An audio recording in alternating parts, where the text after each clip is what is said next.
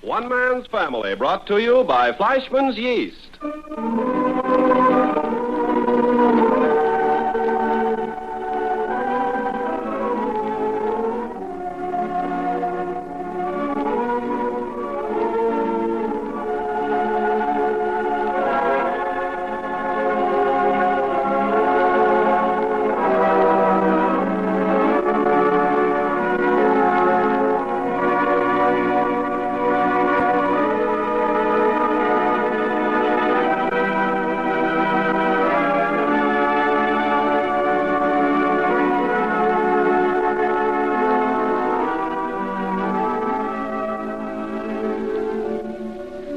One Man's Family is dedicated to the mothers and fathers of the younger generation and to their bewildering offspring. Tonight we present Chapter 10, Book 43, entitled The Rest of the Night. Now, for a good many years, you friends of the Barber family have heard us sing the praises of Tenderleaf tea and of royal puddings and gelatin desserts. And you've sung right along with us, because you've found by actual experience that there's no finer tea than rich, fragrant Tenderleaf tea. And that no desserts ring the bell with your family quite the way royal puddings and gelatin desserts do. Well, from now on, we'll be telling you about Fleischmann's Yeast, another fine product made by the Standard Brand's people. And friends, we're going to like doing that, too.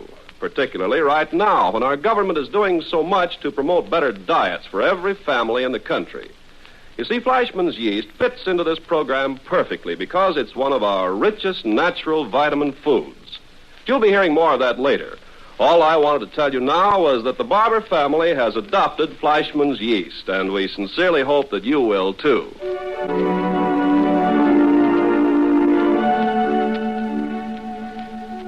Did you ever have a whole package of firecrackers suddenly start exploding under your feet?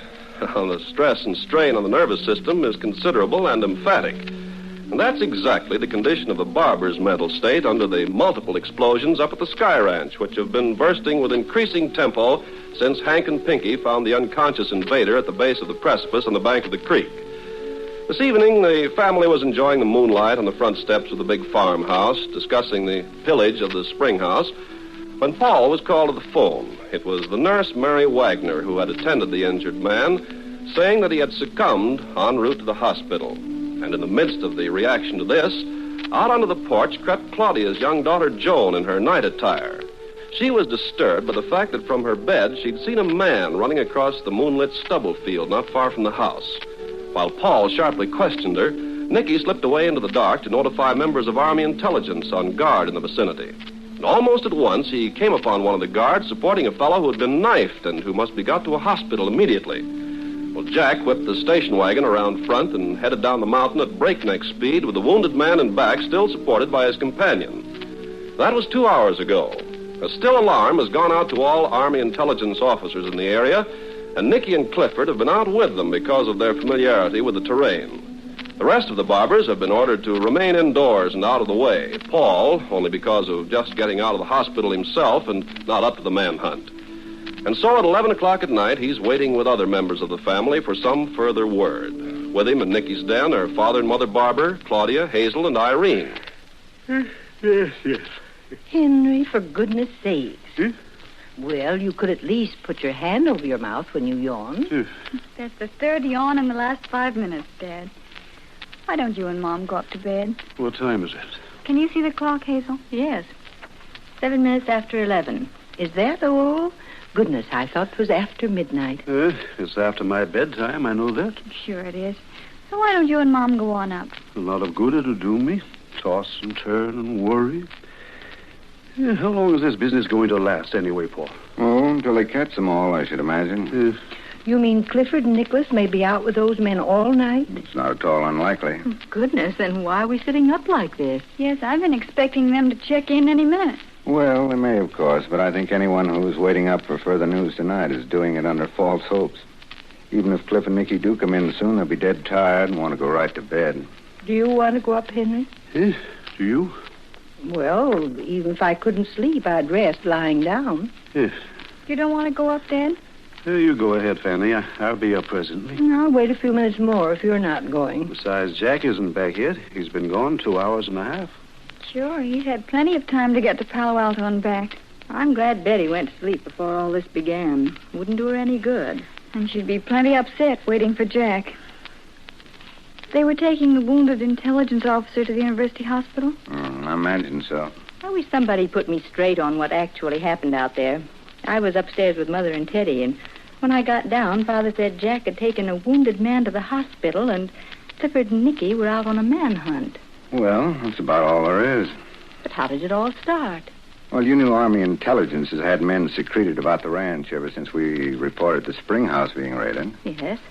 Well, apparently one or more of the invaders or saboteurs, whatever you want to call them, returned for reasons best known to himself. And The first 3 knew of anything out of the way was Joan coming down in her nightgown, saying she saw a man out in the moonlit field running crouched down. Joan saw one of the enemy? Apparently. Because almost immediately afterward, the guard was stabbed. Isn't that the way you get it, Paul? yes, the hunted man must have been circling the house. He had to cross the open field to get to the spring house. And, You think that's what he was doing?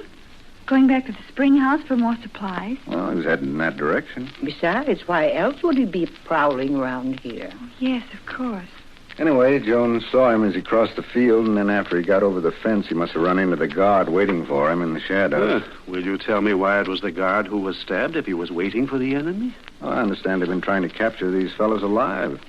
One thing to waylay and shoot one of them on sight. It's quite another to capture them. Well, what difference does it make whether they're dead or alive so long as they're out of the way? No, I can understand that.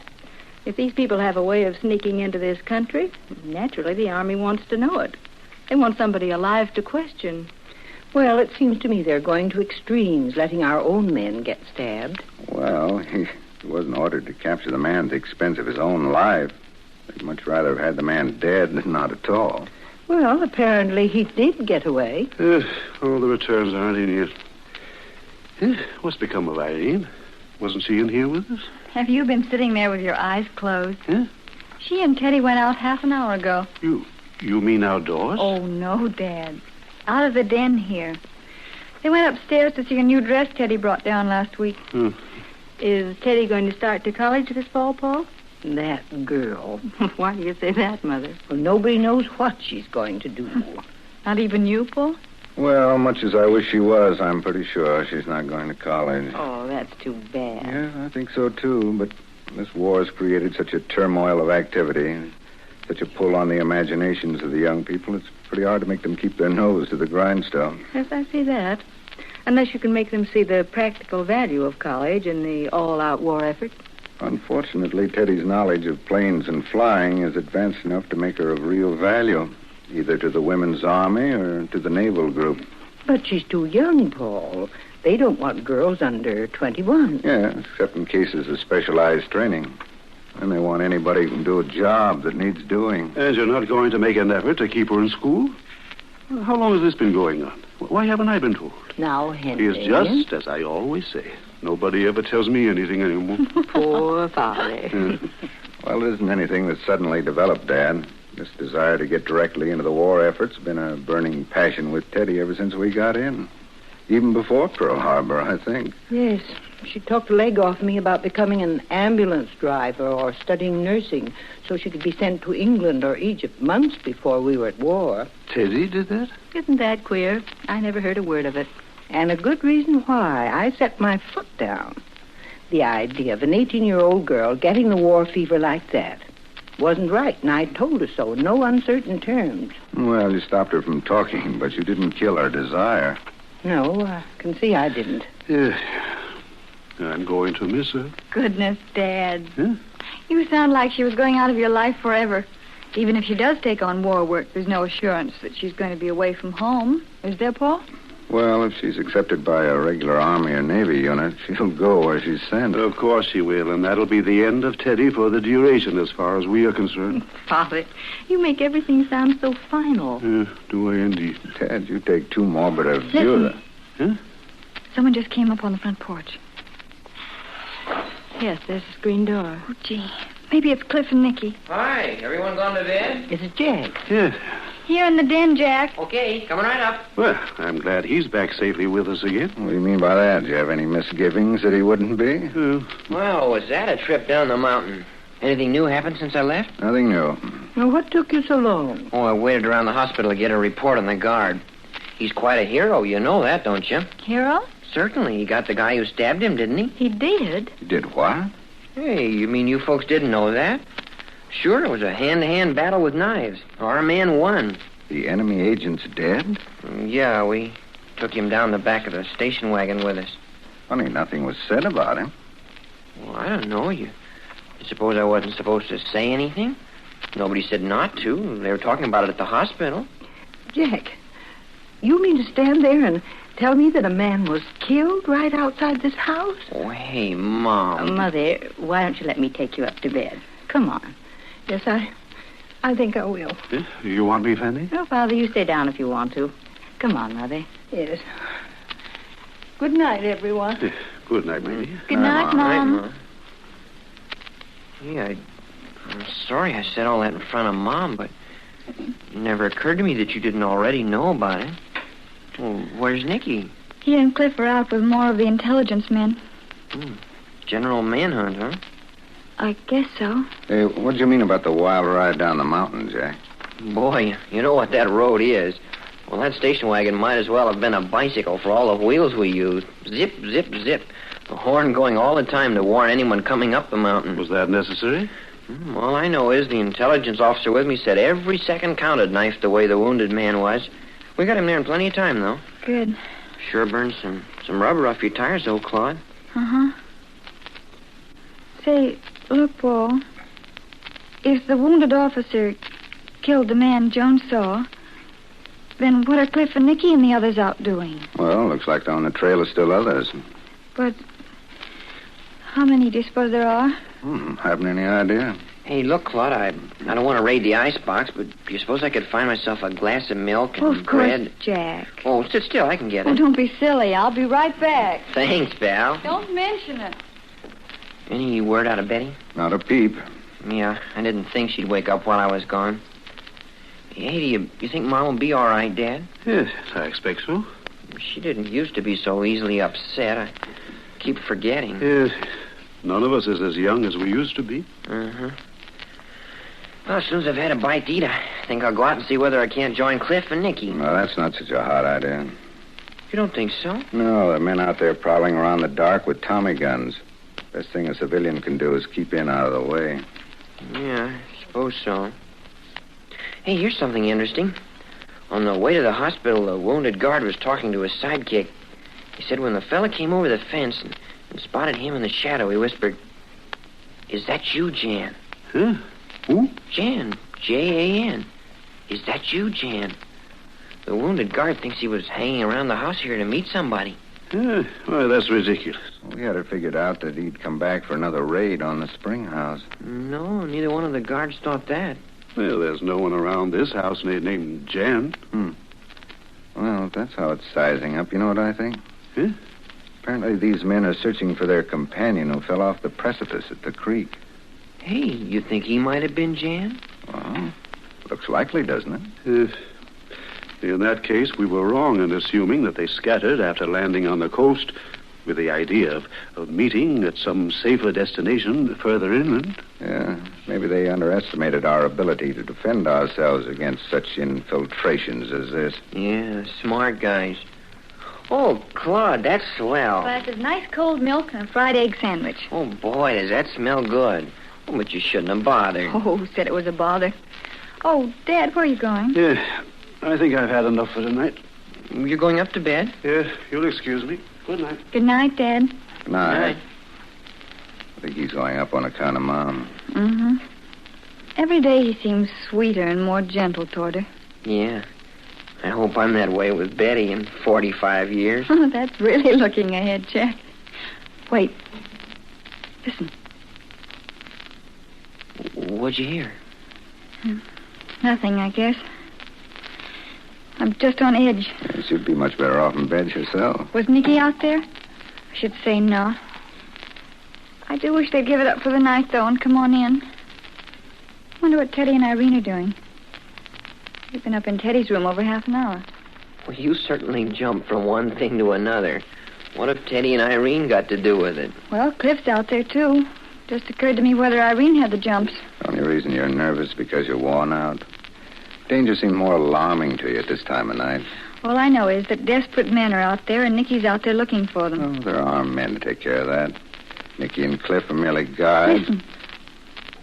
It's Teddy and Irene. They're coming downstairs. Oh. Goodness, do you suppose everybody's gone to bed? I hope not. Hi. Oh, Jack, are you back? As you can very plainly see. What about Clifford? He hasn't come in yet. That's it. Shouldn't be long, though, I imagine.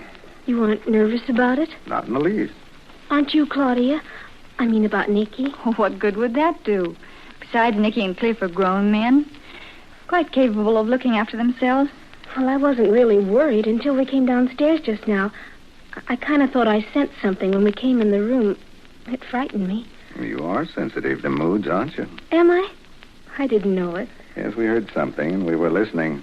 Turned out to be you and Teddy coming downstairs. Oh.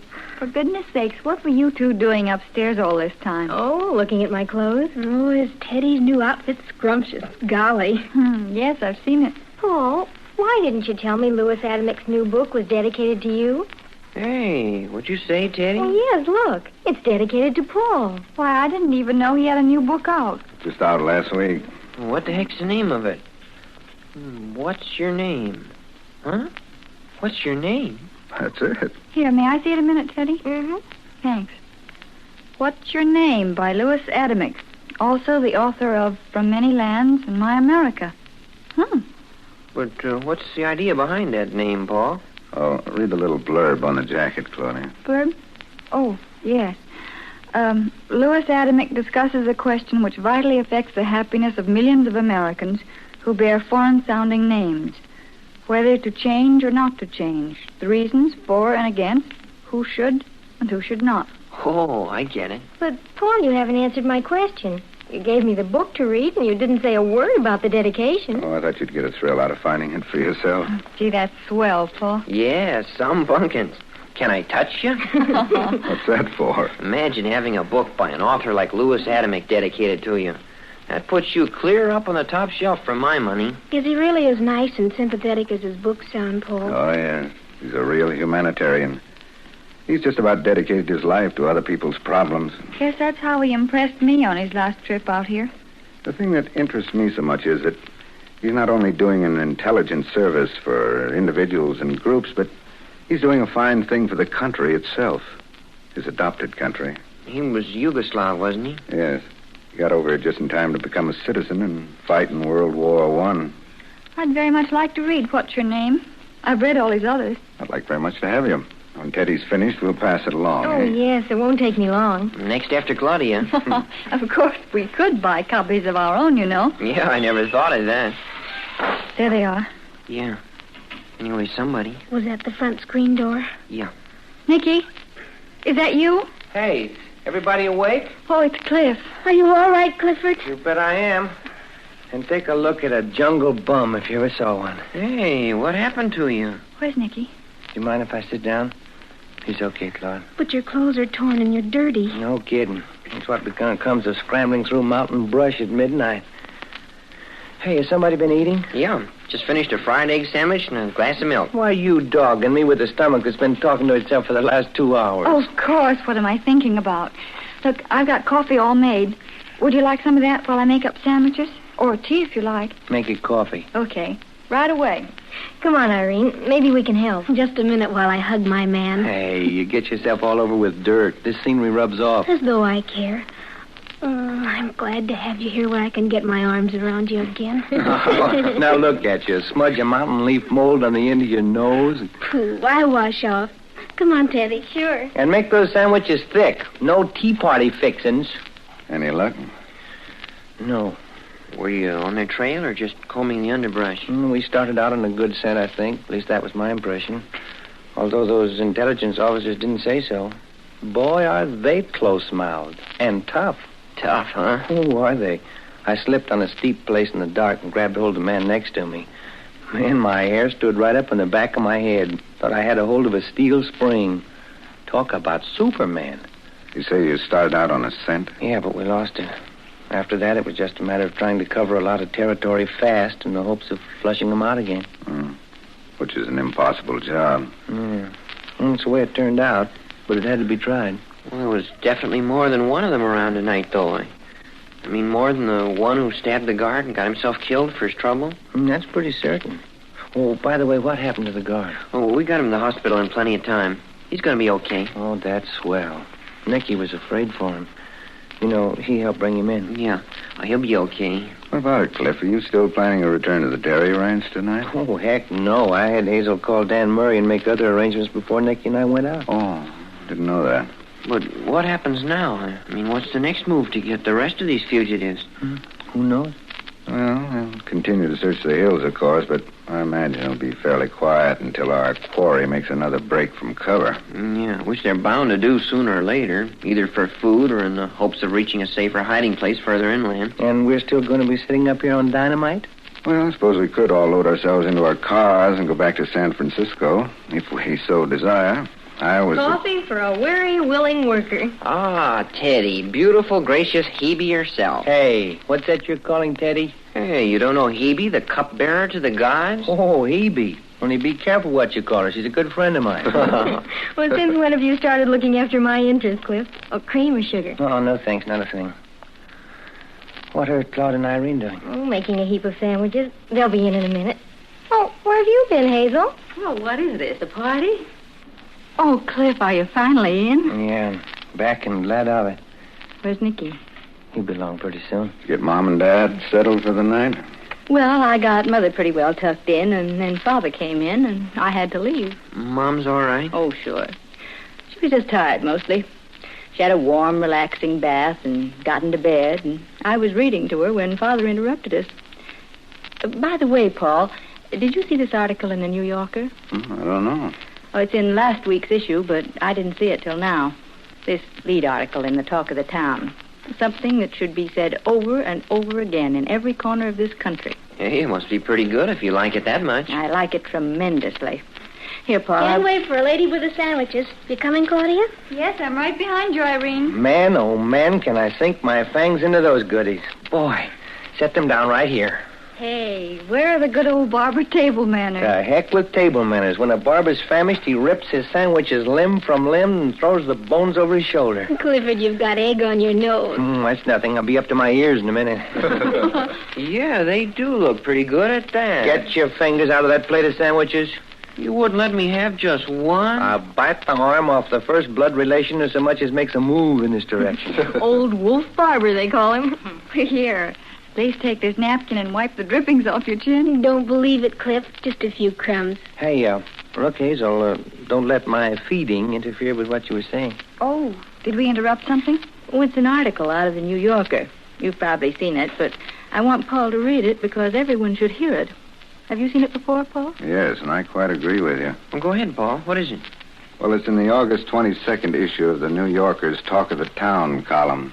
It's under Notes and Comment. It says, treason is too narrowly interpreted to suit us. Our courts call it treason when a restaurant keeper helps a German flyer to escape, but nobody calls it treason when a congressman helps a touchy issue to escape until after the elections are over. We hang a man for the first kind of treason. We re-elect a man for the second. This is a summer of all summers when the world will learn just how far treason can go and still stay clear of the noose. This is the summer when time is the most precious thing there is, more precious than rubber or metal or men. Yet some of our political leaders are throwing time around as though it were confetti. Who is the greatest traitor anyway? A man with a German flyer concealed in his cellar, or a man with a national issue buried in his portfolio? Hey, that's all right. Yes, isn't it? It's not only treacherous to help the enemy by postponing questions which involve the lives of all of us, but it's the greatest insult that can be offered to the electorate of a democracy. When you hear it announced that such and such an issue cannot be raised now because it's political dynamite, the implication is that you yourself are mixed up in a cheap trick perpetrated by one section of the people on another section. This doesn't happen to be a summer when we feel like being insulted. We happen to be a little edgy this summer. We won't take much more of that sort of insult. Hey, that's the best thing I've heard yet. You know, I've heard a lot of conversation like that privately, but never in print before. Well, it's time it was in print. It's time it was broadcast to the furthest corners of this country. Elections are coming along this November, and believe me, I'm going to look very closely into the records and activities of every man for whom I cast my vote. And you can just count me in on that. The man who wrote that article has a real punch in the nib of his pen. He's good. Well, he's put my feelings into words, I know that. Yeah, I want to get a copy of that. I know some people who ought to read it. Hey, where you going, Claude? I'm going out on the porch for a minute. I saw a light moving out on the road. Might be Nicky. I'll go along. Well, you haven't finished, Cliff. I'll bring this last sandwich with me. If you wish. Come on. Yeah, I do wish. I want to see you alone for a minute. Cliff, is anything the matter? No. Come on out on the porch.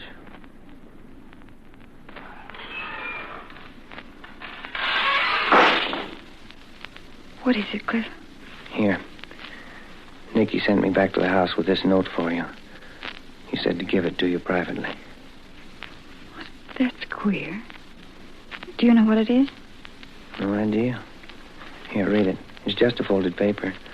Oh, you want me to turn on the push light? No, there's enough light from the hall. Oh, gee. Huh? She's gone.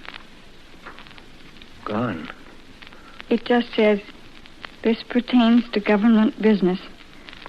Don't expect me back until you see me. Hey, he didn't give me any idea. Is there anything else? Just, darling. Oh. That's all.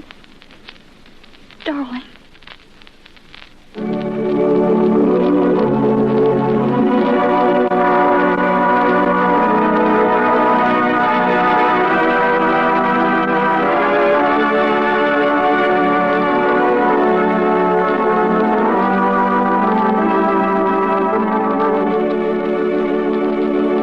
It isn't often that we find Mother and Father Barber alone, but sure enough, here they are up in Mother Barber's sewing room. Father Barber is reading the evening paper while Mother's mending. Well, this is certainly encouraging. What's that, Henry? The way everyone's going in for the government's plan to improve the country's health. I tell you, Fanny, America has got to be strong and healthy if we're to win this war. Now, you're dead right about that, sir, and we Americans are fast learning how to toughen up, how to become strong and healthy. Yes, through the teaching of proper nutrition and the importance of vitamins, great things have been accomplished in a short time. And I like to feel that Fleischmann's yeast is playing a part in helping to increase the well-being of many Americans. You see, a great deal of vitamin deficiency, especially vitamin B complex deficiency, has been noted in every income group. And so that's where Fleischmann's fresh yeast comes into the picture. Fleischmann's fresh yeast with the yellow label is available to anyone for just a few pennies, and yet it's one of the richest sources of vitamin B complex. Not only that, but it contains added amounts of vitamins A and D. So, friends, when you mix Fleischmann's fresh yeast with tomato juice to make what we call the vitamin cocktail, you've got yourself a delicious vitamin drink that contains every vitamin known to be needed in human nutrition. And 2 vitamin cocktails give you the daily minimum requirements of vitamins A, B1, C, and D, and a good supply of all the vitamins in the B complex group. But let me point out one thing. Even the vitamin cocktail can't work miracles overnight. But if you need extra vitamins and you stick with it, you can expect results in just 1 short week. So buy 14 cakes of Fleischmann's yeast at a time. It'll keep perfectly in your refrigerator. And then drink it twice a day in tomato juice for 7 days straight. Yes, drink it, America. To your health. You have just heard Chapter 10, Book 43 of One Man's Family, written especially for the makers of Fleischmann's Fresh Yeast by Carlton E. Morse. Chapter 11, entitled The Future Plans of Claudia, will come to you next Sunday at this same hour. One Man's Family comes to you through the courtesy of the makers of Fleischmann's Fresh Yeast. Mother, for a real summertime treat tomorrow, serve your family Royal Butterscotch Pudding. Be sure to get Royal, because that's the kind most folks prefer. In a recent test, it was voted better in 5 important ways. And Royal saves sugar, too. One Man's Family comes to you from California. This is the National Broadcasting Company.